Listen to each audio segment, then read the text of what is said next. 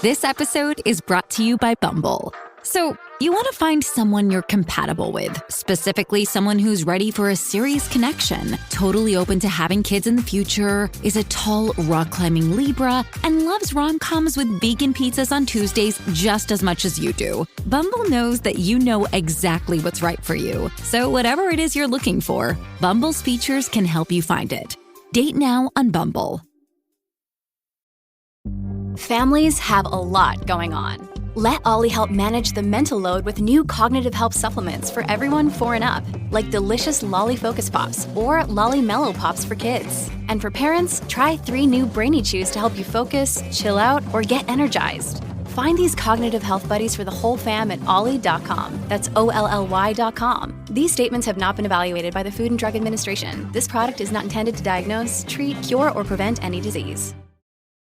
It's a Minimalist Monday edition of Optimal Living Daily, episode 3139. 5 Signs It's Time to Stop Decluttering by Courtney Carver of BeMoreWithLess.com. And I'm your narrator, Justin Malik. I'm going to keep this intro nice and minimal for Minimalist Monday, so let's get right to it as we optimize your life. 5 Signs It's Time to Stop Decluttering by Courtney Carver of BeMoreWithLess.com. I'm a big fan of decluttering. I've spent several years doing it and writing about it. I've gotten rid of most of my stuff, rarely shop for new stuff, and have completely changed my relationship with stuff and shopping. Before decluttering, I always thought something new would change my life. I thought I deserved things because I worked so hard. I felt like I needed to own certain things to keep up. I thought shopping reduced stress, and I spent a bunch of money, time, attention, and energy on my stuff.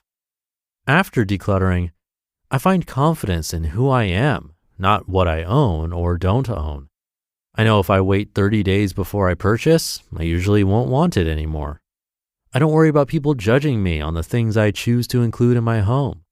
Instead of shopping to reduce stress, I turn to self-care. And I spend my money, time, attention, and energy on taking care of myself, people I love, and on projects and passions I really care about. I believe decluttering is a powerful part of the process of simplifying your life and creating more time and space for what you love. The problem occurs when decluttering takes over and begins to distract us from what we really want. That means something different for everyone, but when we are constantly defeated by not being simple enough or decluttered enough, we lose sight of what we are really after.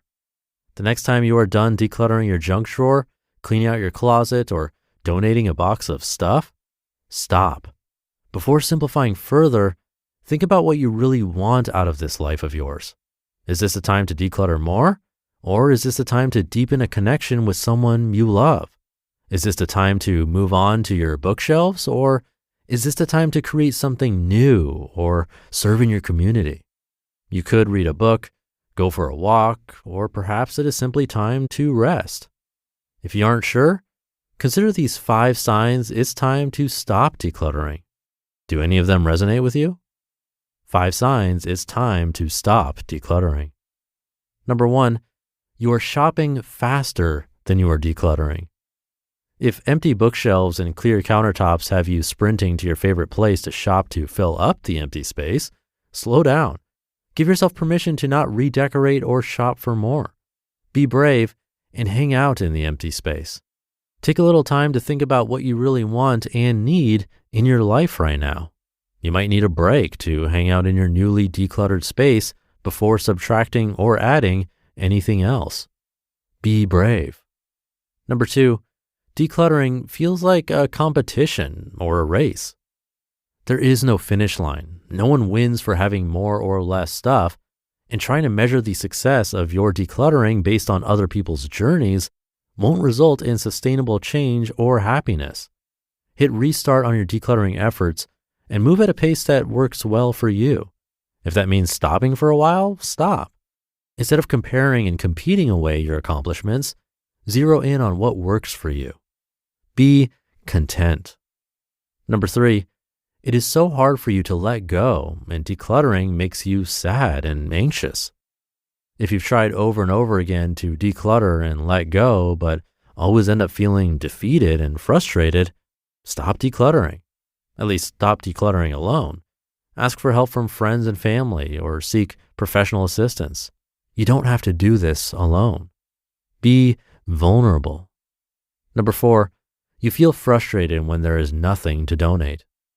If you spent the last month deep in decluttering and woke up this morning feeling annoyed that there was nothing left to toss, remember to take time to celebrate your accomplishments and think about what got you inspired to declutter in the first place. Look at how far you've come. Be joyful.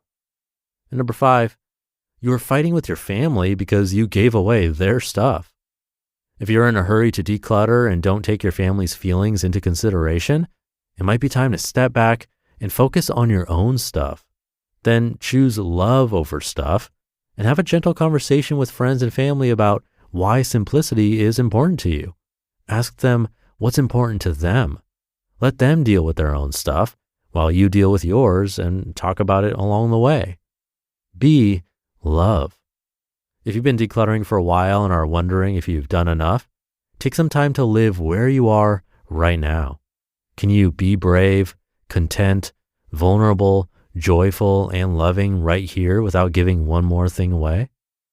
It might not be time to stop decluttering, but if it is, shift your focus to what will make you feel even more brave, content, vulnerable, joyful, and loving. You've got the less part worked out. Now focus on the more.